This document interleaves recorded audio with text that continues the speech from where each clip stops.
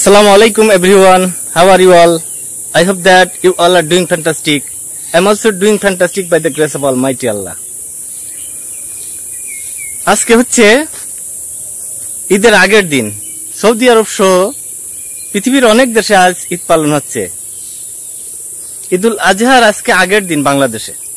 তবে বাংলাদেশে অনেক জায়গায় আজকে ঈদ পালন হচ্ছে। তো মনে হচ্ছে কারোর কাছে আজকে আমাদের কাছে ঈদ মনে হচ্ছে, কারণ অনেক মানুষ ঈদ পালন করছে আজকে। মুসলিম বিশ্বের অনেক দেশ সহ বাংলাদেশের অনেক গ্রামে এই ঈদ পালিত হচ্ছে। মানে আমাদের মুসলমানরা এখানে কি বলবো, দুভাগে বিভক্ত, কেউ এটার পক্ষে কেউ বিপক্ষে। আসলে আমি এ সম্পর্কে ডিটেল জানি না, আমার ধারণাও কম। তবে আমার যেটা মনে হয় সেটা যে সবার একত্রে এই ঈদটা পালন করলে ভালো হয়। একজন সুফি মানুষ হিসেবে আমি মনে করি মুসলমানদের একতাবদ্ধতা খুবই প্রয়োজন। আমাদের মুসলিম বিশ্বে মুসলমানরা যেভাবে নির্যাতিত নিপীড়িত হচ্ছে এই বিশ্বে, এই একতাবদ্ধতা না থাকার কারণে, কারণ কেউ ওয়াহাবি, কেউ আহলে হাদিস, কেউ সুন্নি, কেউ শিয়া, এই যে নাম, এই যে 72 ফেরকায় এরা বিভক্ত,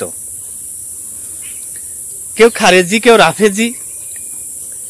তো আমি এটার পক্ষে বিপক্ষে কোনোটাই বলতে যাচ্ছি না। সেটা হচ্ছে অন্যদিন আমি হয়তো বলি, কিন্তু আজকে বলছি না, যেহেতু কেউ কেউ ঈদ পালন করছে, কারোর মনে কষ্ট লাগতে পারে, আর আমরা আগামীকাল ঈদ পালন করব। তো বলছি যে আমরা আসলে মুসলমানরা বিভিন্ন দলে, বিভিন্ন গোত্রে বিভক্ত। এই কারণে দেখেন আজকে ফিলিস্তিনিরা কিভাবে নির্যাতন নিপীড়নের শিকার হচ্ছে। সবাই আমরা ফেসবুক খুললে, ইউটিউব খুললে দেখতে পাই কিভাবে আমাদের মা বোনদের ধর্ষণ করা হচ্ছে। ইসরায়েল বাহিনী, এই ইহুদি গোষ্ঠীরা কিভাবে এই মুসলমান মা বোনদের ধর্ষণ করছে, তাদের বাড়িঘর কিভাবে বম্বিং করে শেষ করে দিচ্ছে। এটা দেখলে হৃদয় রক্তক্ষরণ হয়। আমাদের ছোট ছোট ভাই বোনেরা কিভাবে বোমার আঘাতে তাদের রক্ত ঝরে পড়ছে মাটিতে, কারোর পা নেই, কারোর হাত নেই। এগুলো দেখলে আসলে মানে মানুষের কষ্টের শেষ থাকে না, যে এগুলো দেখলে আর ঈদ আর ঈদ মনে হয় না।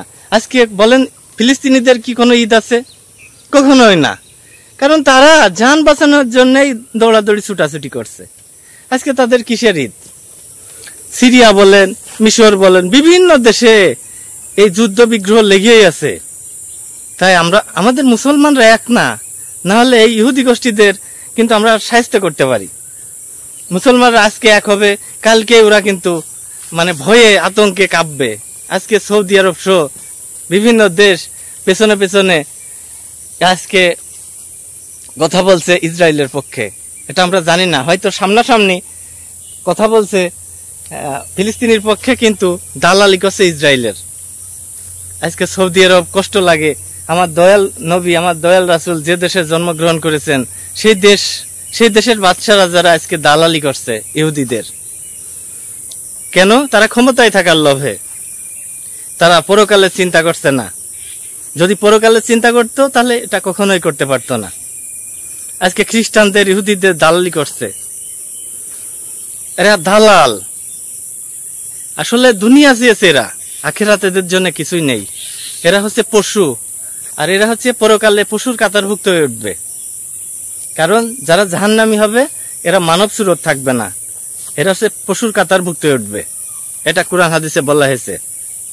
কারণ অনেক নবী রাসূলের যারা শিষ্য ছিল না, অনেক নবী রাসূলদের যারা অমান্য করেছে, তাদের শিষ্যদের না, তাদের কওমের মানুষকে বানর এবং শূকরে আল্লাহ তাআলা পরিণত করেছেন, কুরআনে আছে।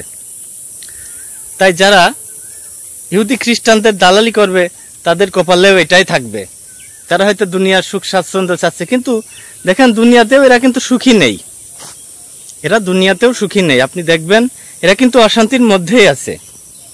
তাই কষ্ট নিয়ে ঈদের আগের দিন আপনাদের সবাইকে ঈদ মুবারক জানাচ্ছি, যে আপনাদের সবাইকে ঈদ মুবারক। আমার যারা শ্রোতা আছেন এবং শ্রোতার বাইরেও যারা আছেন তাদেরকে ঈদ মুবারক। তরিকতপন্থী যারা আছেন তাদেরকে ঈদ মুবারক জানাই। সুফি সাধক যারা আছেন তাদেরকে সবাইকে ঈদ মুবারক জানাই।